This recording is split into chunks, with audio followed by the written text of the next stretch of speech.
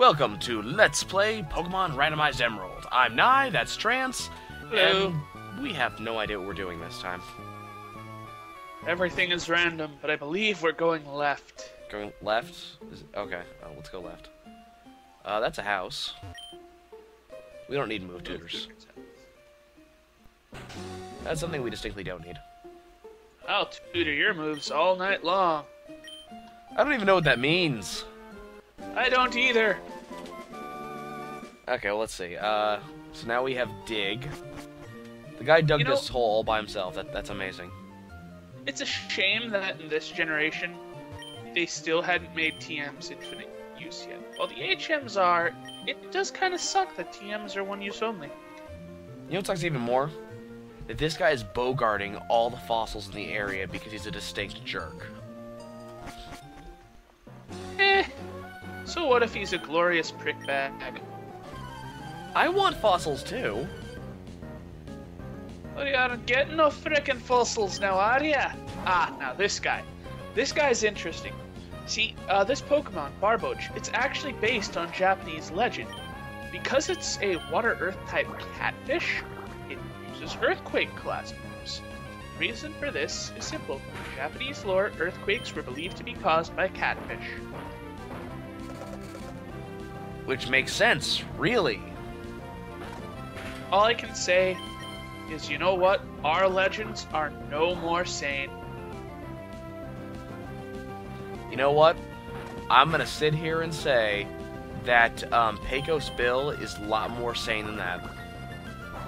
Just going out on a limb here with that one. So, there was a lumberjack about 400 feet tall with an equally sized bright blue ox. Despite the laws of thermodynamics saying that's not possible.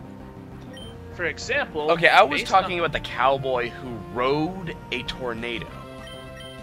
That is, in theory, actually possible. With a lasso? Depends on what the lasso is made of. He lassoed a tornado and rode it like a bronco. Not inside of it, but on its back. Yes, you could do that, in theory, with a sail or some other cloth. It wasn't a sail, it was a lasso. Again, legend changes things. If it was a big piece of fabric, you know, they might as well have just called it a lasso.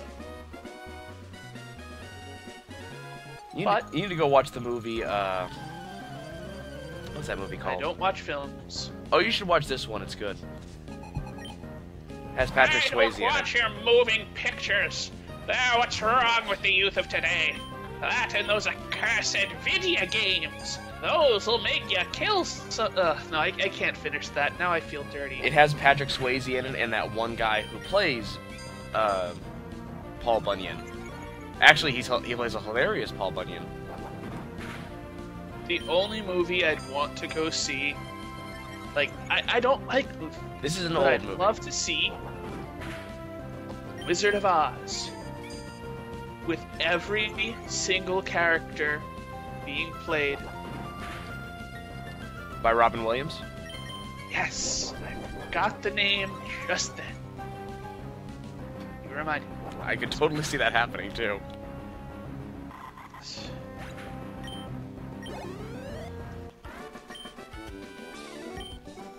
I'm not sure how the trailer would go, but I could see it happening. It would be brilliant. It would be brilliant. Let's see,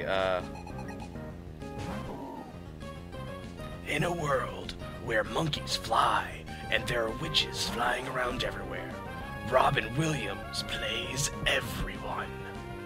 Yeah. Fun fact, if you break it down, The Wizard of Oz is about a little girl being used to assassinate someone for power.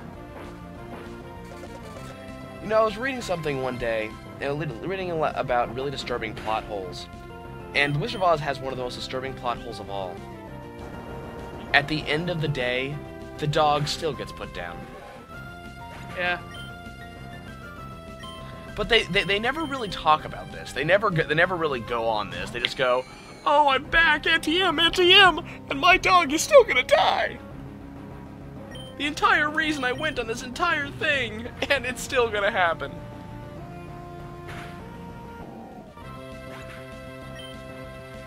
Well, Ghastly went up again. You know what I kind of remembered fairly recently? It doesn't matter how high I level up this Ghastly, I'm still never gonna get a Gengar. Yeah. Well, not from that Ghastly anyway. Remember, wild Gengars. Yeah, that's what I was thinking. That, well, you know. It really does change how you play the game, but then again, who's to tell where the wild Gengars may lurk? Next to Kyogre. Calling it now. I'm thinking you're gonna have to fish them up in the starting town. That could very well happen. Speaking of, did you notice that the various fishermen NPCs were using Pokeballs as bait? Well, it's not Pokeballs as bait, it's Pokeball-shaped bobbers. Oh, that makes a lot more sense. Actually, that makes perfect sense, especially if they are just actual Pokeballs. Fish is hooked, fish takes damage from hook, fish gets caught. I love how I pull something out of my behind and you run with it. Well, ew. I made that up on the fly, and you just... Oh, okay, that makes sense. Well, it does, but why would you pull a Pokeball-shaped bobber out of your ass? Why would you have one in your ass to begin with? What the hell is wrong with you? I was trying to hide it from TSA. You can't hide anything from them. So one time I was going to an airport. Wasn't even planning to get on a flight, it was just to get some directions. The bastards pulled me aside and reached so far up my ass he could tickle my tonsils. And what did you call this act? The aristocrats. There we go. At least this one actually has a Goldeen, which is moderately more useful, except for the fact that he uses Water Sport and Tail Whip. Speaking of the aristocrats, recently I discovered that Gilbert Gottfried did a whole volume of dirty bar jokes, including himself telling the aristocrats. That is a brilliant man. Just throwing it out there. Mm-hmm. He's also the master of too soon. There's no such thing as too soon. If you can't laugh about it, you're already gone. Well, that was the joke that got him pissed off, because the joke was about the World Trade Center, and it was already gone. See also, Japanese earthquake, yada yada yada.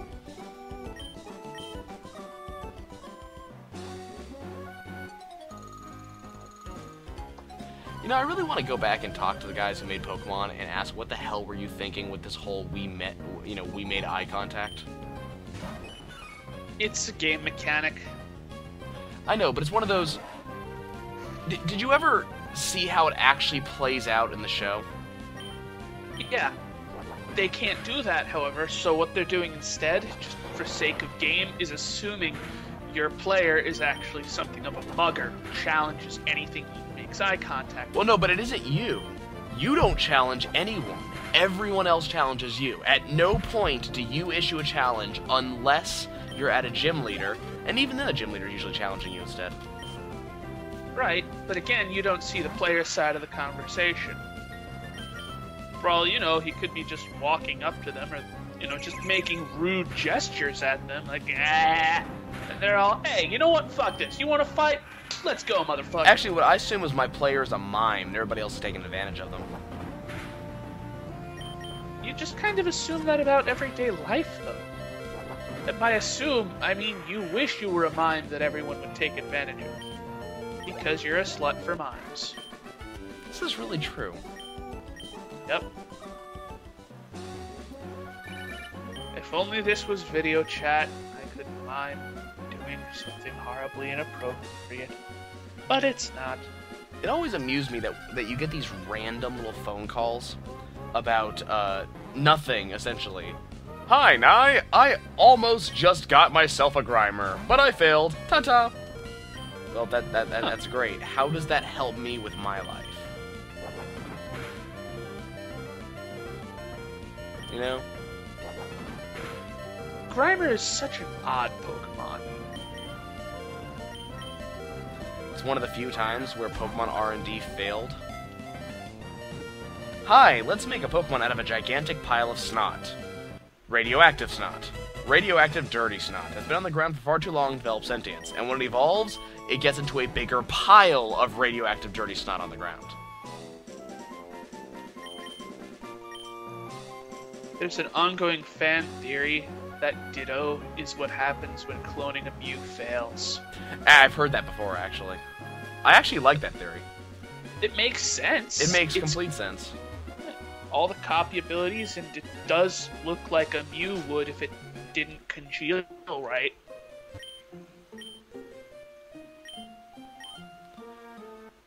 Yeah, so this is Lynette. She's the one who, she's the one who makes the PC storage system.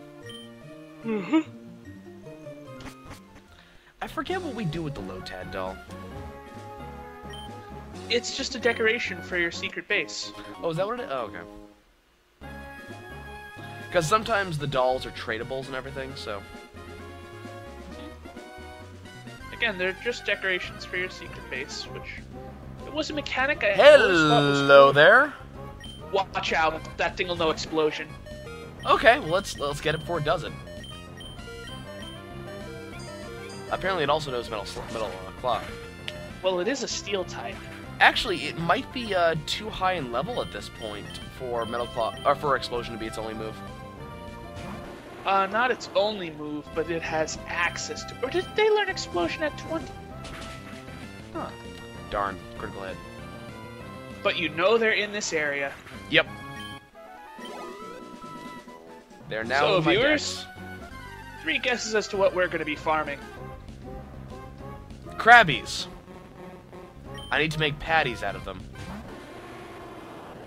I was going to say, if you're going to be farming Krabbies, could you just check your pants? That's right, I made an STD joke. I'm not in the habit of keeping crustaceans in my pants. Why not? It's fun. Because they pinch.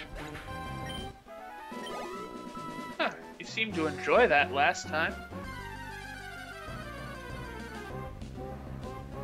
Hey, look, it's a crocodile.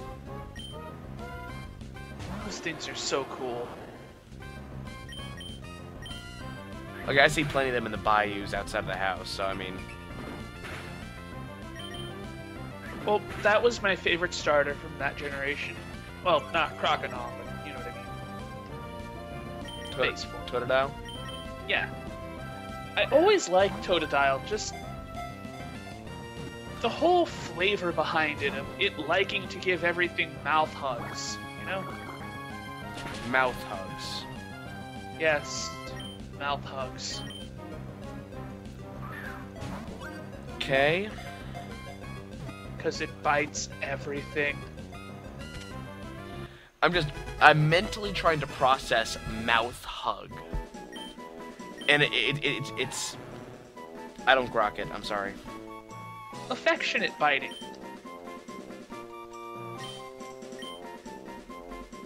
No, we got one of those. Nope, that's not what I'm trying to do. Keep on forgetting the D-pad doesn't work on this. You need to go into slot 1. I should probably get that bag on, alive again, huh? Yeah. Wait, down. That little house to the side is a rest stop. That one? I think so. That's Lynette's house. Oh, I thought she would let you sleep there. No, I was thinking it was one of the rest houses too, but it's not. Huh. It's one of the things I appreciate about the latest generation. The rest stops every so often are kind of nice, especially if you're in basically a dedicated training zone. I also like that the Pokemart and the Poke Center are the same building, because that kind of makes some sense. I've got to get back to playing that. Well, the new Lucky enough to with the within new a one 2 announced. zones. Within 2 zones of starting, I was able to replace my starter with a Riolu. Yeah. In a black and white too. Yeah, Yeah, did. I was really pleasantly surprised by that. They actually listened to the players and went, "Oh, okay, so you guys want the cool shit first. We understand. No more freaking beaver things." yeah. It was rare, but Riolu is a damn solid main Pokemon. Once it becomes Lucario, you've got a special attack demon. That thing will punch holes in every face it meets. The only problem with him is that the first couple of gyms wreck him. Yeah, but that's what backup mons are for. Yeah. You know, Roselia and Graveler together looks like such a... It's wrong. That's... It just doesn't look right, you know? Did I really just do the moves backwards? The exact way I shouldn't have done them? Yes, I did. Anyway, on to Black and White 2 again. One thing that I find really cool about them is the dark tall grass. Yeah. The whole notion of there being wild double battles, which, while punishing, are rewarding because everything's slightly higher level, that's really cool. Mm-hmm. Yep. I appreciated that. I also liked the rustling grass. I mean, that was truly Diamond and Pearl's baby, I think. But the rustling grass, which indicated there was either a rare Pokemon there, or Or an EXP shop, basically. or an EXP shop, or a shiny. Shinies too. Ah, nice. I didn't know they could also spawn shinies. Yep. If I remember correctly, it was Diamond and Pearl that gave... It's some sort of... It's an item which procs one of those, basically. The thing I think I like best, overall, is the revamped EXP system. Now it's not just, this is this level, it produces this much EXP. It actually takes into account the defending mon's experience points, and level and whatnot, Well, which makes the EXP share a hell of a lot more useful. it took... I mean, it always did take in stuff like... There's Explosion. It always did take in certain things to account, such as... No, it never did. The EXP system is strictly, this Pokemon has this scaling, so if it takes down this at this level, it gets exactly this much EXP. Oh yeah, but it took stuff into account, such as what evolution it is, things like that. Well, yes, evolutionary reduction. There was no level difference involved. Now it actually does take into account the level difference, which makes for much quicker leveling, as well as making grinding far less appetizing. Yeah. I mean, I don't know. I'm still okay with the old way of doing things. Because what you end up doing is you end up... It's either you're grinding on lower level mobs, or you're fighting consistently against same level mobs, but you're still grinding either way. Just one is more effective than the other, depending on how it's changed. This guy literally just said he is going to call my ass every time he wants to remind me of how much I stomped him. Yeah. Congratulations. You caught Creepy Stalker. Pretty much. Sandshrew are adorable. Yep. They never actually hit my, They never hit my party group, actually. Oh? Because rock and ground Pokemon just aren't that good to me. Yeah, they're pretty weak. But they're cute as a butt. Like, I've always liked, Sandshrew, Sandslash, There's a couple Pokemon I always liked. I always liked the mouse Pokemon in general. And I always got irritated they never made more of them. But, I mean, they did, but they didn't. So they're always cute, but they're just not as good as other ones. Sandshrew and Sandslash aren't based on mice, they're based on anteaters. They're considered mice Pokemon. Yes, but Sandslash is explicitly a spiny anteater. Or a scaly anteater, I should say. And or a pangolin, and or a, Yeah. I think Sandslash was actually meant to be a porcupine. No, not a porcupine. They already said that. Well, that's 20 minutes, no progress. We'll see you guys next time. Later, viewers.